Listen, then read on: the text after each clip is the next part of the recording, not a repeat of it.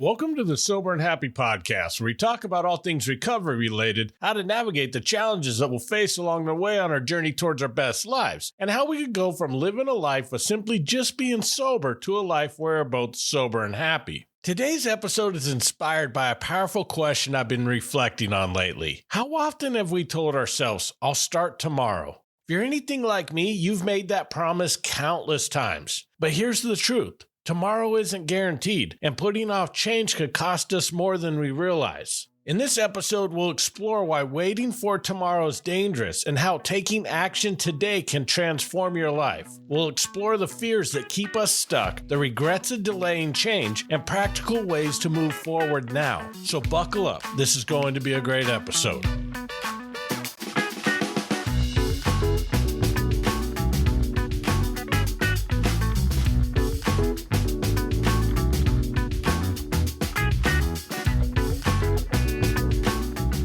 Welcome back. If you're tuning in today, you've probably had that moment of clarity where you realize something in your life needs to change. Maybe it's getting sober, repairing a relationship, pursuing a dream, or even just showing up for yourself in a way that you haven't before. Yet despite that clarity, how often have we found ourselves pushing it off till tomorrow? Let me ask you this. Can you remember the first time you promised yourself you'd change tomorrow? How has your life changed since then? For many of us, the answer isn't pretty. It's usually full of more regrets, deeper pain, and a growing distance from the life we truly want. But why do we keep putting it off if we truly want to change? It's not laziness or complacency like many might say. It's fear. Fear of what life will look like if we take that step. Fear of failure. Fear of discomfort. Fear of losing what we know, even if what we know is harming us. Often we can even be excited initially about the change, but as we get closer to taking that leap, that fear might start setting in. When we think about getting sober, fearful thoughts might begin to flood our minds. What will my friends think of me? What if I try and fail again? What will people say if I admit I have a problem? Or what if I'm no fun without drinking? As those fears start piling up in our minds, they often can be overwhelming, and the initial excitement to change can begin to wear off. But we usually still know in our hearts that change is best for us. So rather than completely giving up on the idea of change, we often find justifications just to put it off. We might start telling ourselves things like, it's not that bad yet. I'll wait until after the holidays. It's too stressful right now.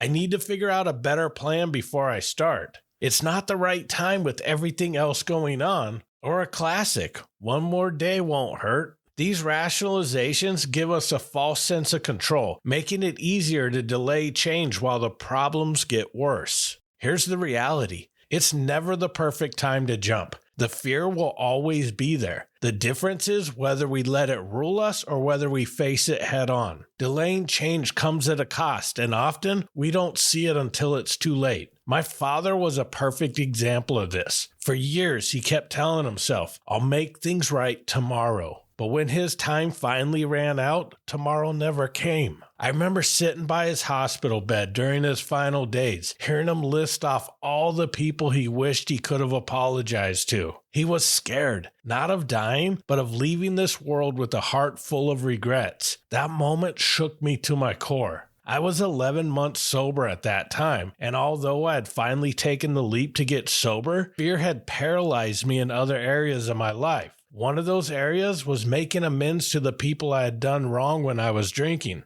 I feared people wouldn't forgive me, so I chose to put off asking out of fear of rejection. But seeing my father lose his opportunity to make things right as he realized that he ran out of tomorrows made me realize I didn't want to lose that opportunity. That one decision to face that fear completely changed my life, and I know I would not be where I am today if I hadn't taken that leap and decided not to put it off one more day. Here's another hard truth. Time moves faster than we think. Every day we delay, the gap between where we are and where we want to be grows even wider. What starts as a small crack could turn into the Grand Canyon if we're not careful. Not only does that gap grow larger, but the time you have to enjoy life beyond those fears gets smaller with each day being delayed. I want you to picture your life as a timeline. If addiction has taken up years or even decades of your story, how much more are you willing to give it? The pain of withdrawal, the discomfort of facing your past, and the fear of the unknown are tiny blips compared to the endless possibility of a sober, fulfilling life.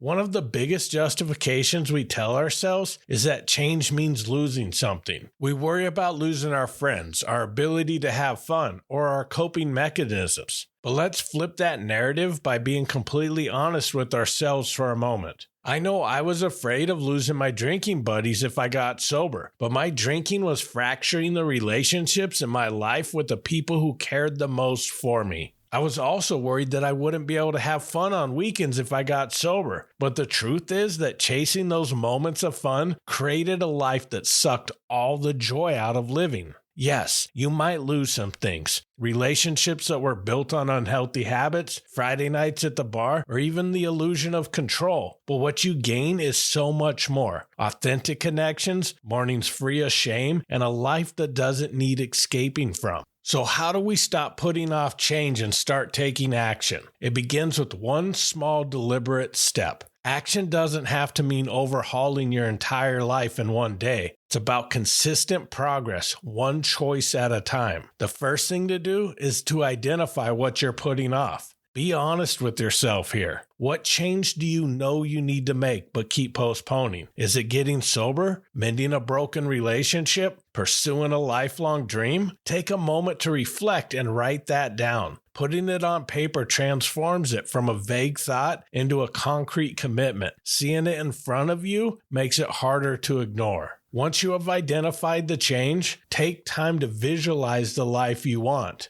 I want you to imagine the version of yourself who has already made that change. What does your life look like? How do you feel? What have you gained by taking action? Visualization is a powerful motivator because it shifts your focus from the fear of change to the benefits of transformation. Now that we have a vision, let's break the process of changing into smaller, manageable goals. Significant changes can feel overwhelming, but they're just a series of smaller actions strung together. If mending a relationship feels too hard, start by writing down what you want to say or send in a small message to reopen the connection. Remember, no step is too small. Forward is forward.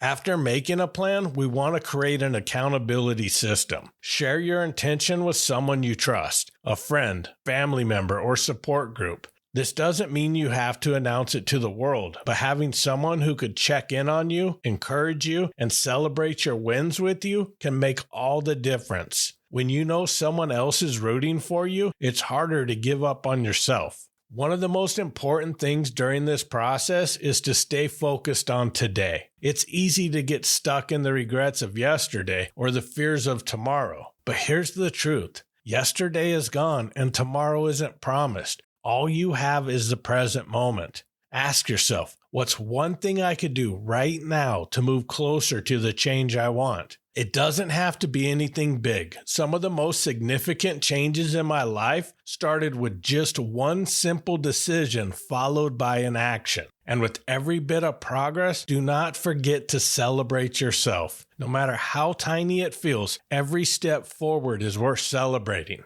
Did you resist the urge to procrastinate today? That's a win. Did you make that call that you've been avoiding? That's a huge victory. Acknowledging and rewarding your progress reinforces your commitment and builds confidence. And throughout this entire process, don't forget to be kind to yourself. Change is hard and it's okay to stumble. What matters is getting back up. If you find yourself slipping into old habits or avoiding the steps necessary to change, don't beat yourself up. Use it as an opportunity to learn and recommit. Progress is rarely a straight line. Every effort matters. Remember, action is the cure for fear and procrastination. It's not about perfection. It's about showing up for yourself. The journey begins when you decide that today is the day you're going to start. I love the following quote.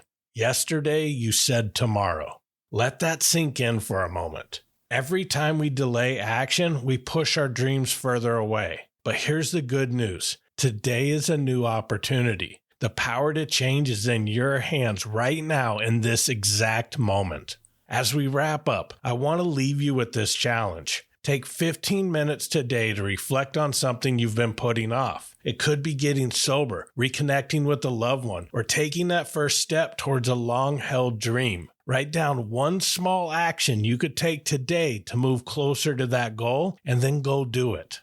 Thank you for listening to this episode, and I hope you're enjoying the podcast. If you are, please do me a favor, grab your phone and text one person who you think might benefit from listening to the podcast. That would mean the world to me. New episodes come out each Friday, so I look forward to connecting with you next week. And as always, thank you so much for listening, and keep living sober and happy.